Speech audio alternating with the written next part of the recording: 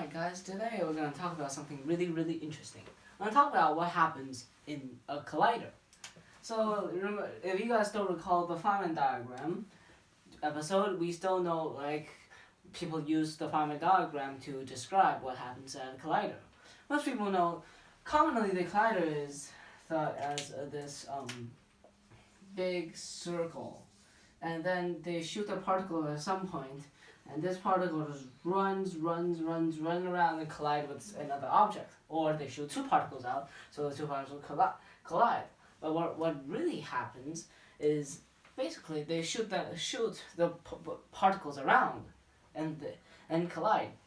So but you guys doesn't know how they see the particles, how they discover them. Is it just they grab a camera, oh look, there's a particle, ching, and just, oh look, this particle looks beautiful, it's a boson. No, they do not do that.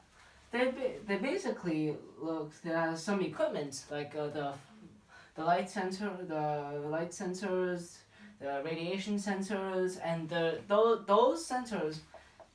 Like for example, the collision happened here. The collects the data.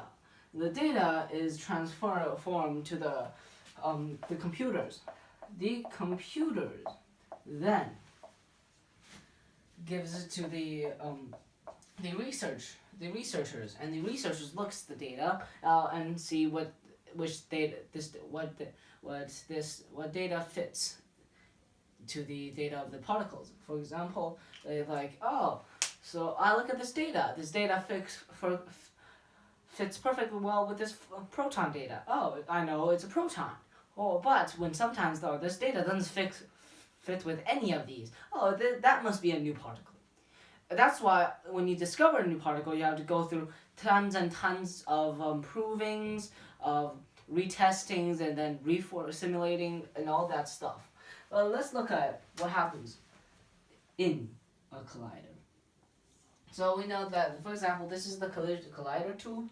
So we shoot out a particle, and this particle just circles, accelerate. And for example, if here is where the collision happened, usually there's tungsten and then titanium, uranium, all the stuff here, creating an environment for the particles to collide. Let's say the positron and electron collider. So there's the positron's here. So the electron is here. They collide. Bam! Bam!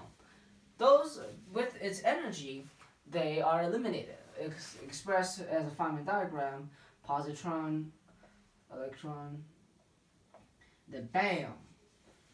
And then with time going on, the particles form. New particles like quarks, and then some even says in CERN, there's string theory particles, the supersymmetry particles, they're all there. But only some gets detected. For example, why so hard to detect a neutrino? Because they do not give any sort of data. They do not interact, they do not do anything. And the data is so small, so we can't analyze a neutrino. But now we can with our technology. So basically, what happens here at CERN is basically this collides, and this new particle, this is the particle we want, but it decayed in a fraction of a second, and then is not detected, but it forms this quark, which we know and we doesn't want. So this is detected, and this quark is detected, these are detected, and this gluon is detected, but this is the particle that we cannot detect. But the harder the collision is, the more speed, then the more speed and stuff the collision is, the more signals it shows off. So probably if we accelerate 10 times or 1,000 times speed, or 1,000,000 times speed faster than this, we can probably detect this, because this shows off more signal than all of it shows off more signal, so our detector can detect it. So the only way to detect particle we can't is build a better detector, or build a better collider. But better colliders means more money. That's why the SSC program is cancelled by the US government. Thank you very much.